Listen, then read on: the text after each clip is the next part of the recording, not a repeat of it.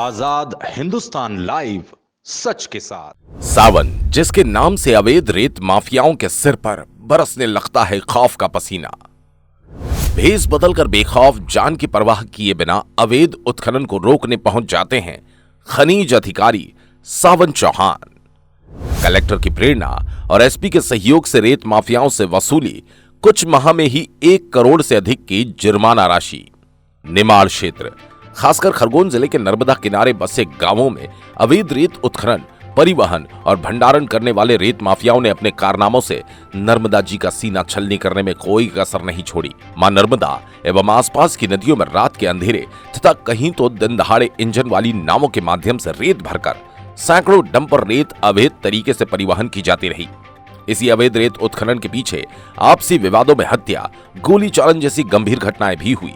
लेकिन अब जिले में खनिज अधिकारी के रूप में एक ऐसा जाबाज सिंघम सामने आया जिसके नाम से ही अवैध रेत उत्खनन माफियाओं के माथे पर पसीना और दिल में खौफ नजर आने लगा है। जी हां, आज आपका आजाद हिंदुस्तान लाइव आपकी मुलाकात करवा रहा है खरगोन जिले के निडर और जाबाज खनिज अधिकारी श्री सावन चौहान से, जिन्होंने नवागत कलेक्टर श्री कुमार पुरुषोत्तम की प्रेरणा तथा मार्गदर्शन एवं एसपी श्री धर्मवीर सिंह के सहयोग से अपनी बेखौफ और ताबड़तोड़ कार्रवाइयों से रेत माफियाओं पर ऐसा शिकंजा जकड़ा कि अब सावन चौहान के नाम से उनकी नींद उड़ती नजर आती है।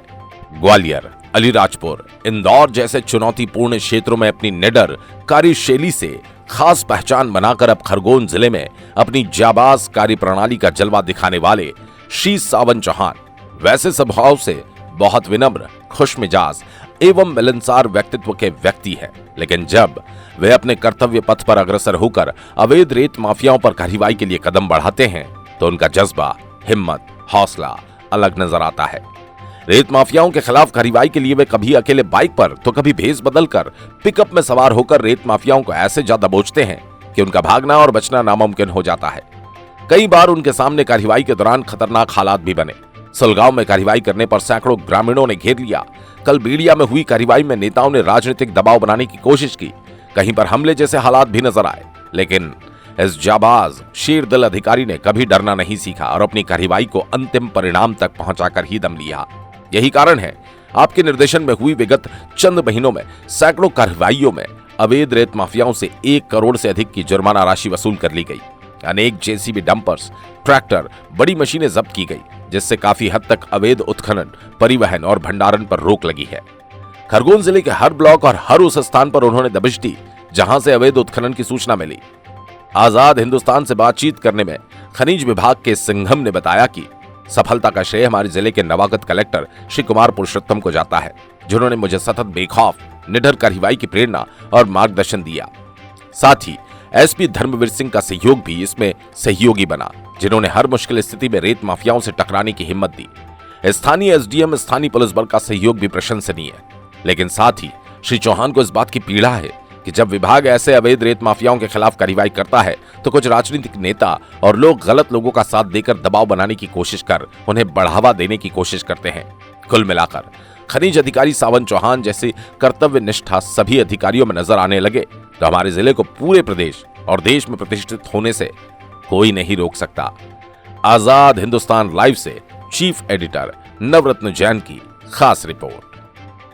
जैसा कि आप देख रहे हैं, खरगोन में अवैध उत्खनन परिवहन को लेकर सतत कार्रवाई की जा रही है। इसी के तारतम्य में आज हमारे द्वारा रावेरखेड़ी बाजीराव पेशवा की जो समाधि है सनावद तहसील में, वहां पर कार्रवाई की गई। जो रावेरखेड़ी है वहां पर शुरू से हमको शिकायतें भी प्राप्त हो रही थी। पहले भी वहां का इतिहास रहा उत्खनन का, और अभी कुछ सीएम हेल्पलाइन भी आई। इस वजह से फिर हम लोगों ने एक मुखबिर तंत्र के साथ हमारे मुखबिर तंत्र को एक्टिव किया और हम लोगों ने एक प्लानिंग की। हम लोग लंबे रास्ते से घूम के दूसरे वाहनों से छुपते छुपाते गए और रावेरखेड़ी के नर्मदा के उस पार हम लोग वहां तक पहुंचे और वहां से बाइकों पे, नाव में बैठ के हम लोग इस पार आए।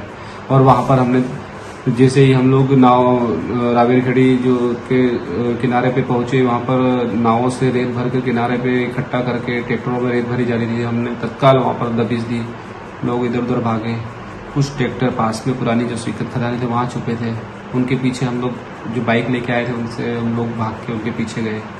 वो लोग हम पहुंचते उससे पहले ही वहां से लेके भाग चुके थे ट्रैक्टर खाली करके और गाँवों में खड़े कर दिए थे। हमने सभी ट्रैक्टरों को देखा जो था और जो मतलब कि जो ट्रैक्टर उसमें लिप्त थे उनको पकड़ के सब लोग इकट्ठे करके रख लिए हमने और उनको थाने में ले जाके करवट दी।